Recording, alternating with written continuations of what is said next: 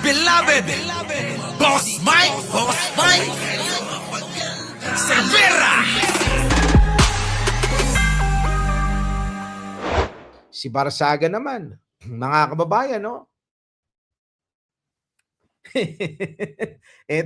ito yung mga maiingay na ngayon ay inisyuhan na ho ng sabpina kaugnay ng cyber libel na isinampa ni Enrique Rason. Oo.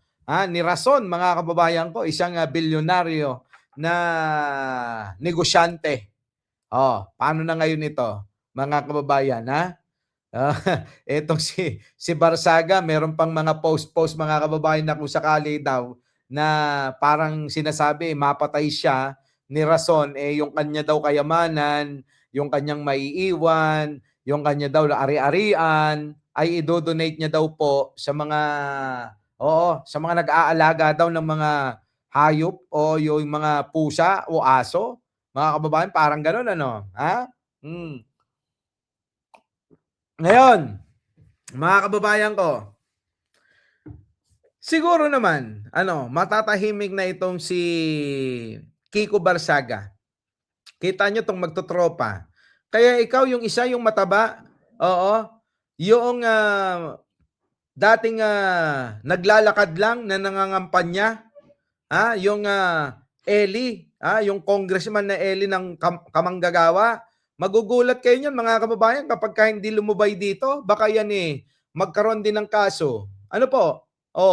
Tignan nyo ito, mga kababayan ko. Ano na nangyayari dito? Nauungkat ho yung mga kanilang mga katarantaduhan, tulad niyan, si Lebiste. Sipin yung maigi. Porke kaibigan mo, itong congressman ng Kamanggagawa, no? Porke kaibigan mo ngayon si Lebiste, tahimik ka lab para sa kanya, no? Alam nyo kasi, mga kababayan, kung ikaw talaga ay makabayan, wala kang sisinuhin. Tandaan nyo yan. Kung kayo ay makabayan, wala kayong sisinuhin dapat. 'Di ba? Kahit pa sino, kahit si Martin Romualdez. 'Di ba? Tulad natin, mga kababayan, hindi tayo naninino. Bakit? Kasi kung alam naman natin na mayroong problema, bakit di tayo magsasalita? 'Di ba? Ang tawag doon, namimili lang tayo. Ano pang tawag sa atin? Tawag nyo sa sarili nyo na makabayan kayo pero tahimik kayo sa mga malapit sa inyo na mga nagnanakaw sa gobyerno. Sige nga ho.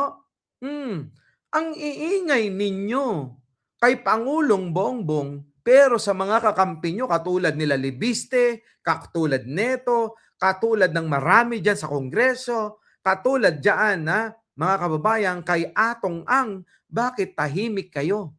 Tahimik kayo pagdating kay Chavit Singson kahit na may mga kaso na yung bang land grabbing, parang si Harry Roque. Bakit?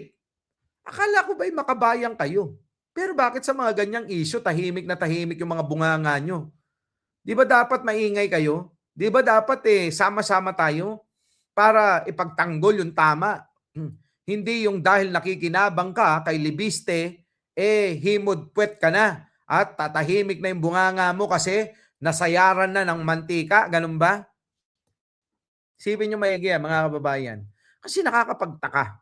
Bakit sila tahimik sa mga ganyang mga bagay? Tahimik kay Atong Ang, kay Chavit, diyan kay Lebiste, kay Sara Duterte, mga kababayan. Sa mga magnanakaw na yan, bakit tahimik? Di ba? Sipin nyo. Ako hindi naman ho sa pagbubuhat ng bangko. Kahit kakampi ni Pangulo, hindi ho nyo mapipigilan yung bunganga ko. Tama, mali? Kaya yung nagsasabi sa inyo na pananaw ninyo teka muna, kakampi yan bakit mo inaano? Teka muna. Akala ko ba'y para sa tama tayo? Bakit pipigilan nyo ako na ngayon magsalita? Kung alam ko sa sarili ko at alam ko sa pananaw ko, sa paningin ko, lalo na mga kababayan, alam nyo naman, may third eye ako. Di ba? Bakit pipigilan nyo yung bunganga ko? Di ba dapat samahan nyo ako, alamin ninyo kung anong katotohanan dito? Kaya nga lagi ko sinasabi, mga kababayan, ulitin ko lang. Ano sabi ko? Sana Oo, pinapanalangin ko nga na sana wala sanang ginawang masama ang dating Speaker Martin Romualdez para nang sa ganon si Pangulong Bongbong ay hindi mahirapan. Tama, mali? Oh, ewan ko sa inyo. Kayo, marinig nyo lang na, bakit mo binabanatan kasi Martin Romualdez, di ba pinsan niya? Ano ba yan? So, ibig sabihin, kapag pinsan ni Pangulong Bongbong Marcos, santo na yan? Ano ba? Kapatid niya nga, demonyita, mahaba pa baba. Tapos yung pinsan, sasabihin nyo, santo yan? Naku naman, pare. Antindi ng mga trip nyo, ha? Mga kababayan, hindi ganun. Oo, hindi ganun. Di ba? Alam nyo na yan. Ha? Our beloved Boss Mike Cervera.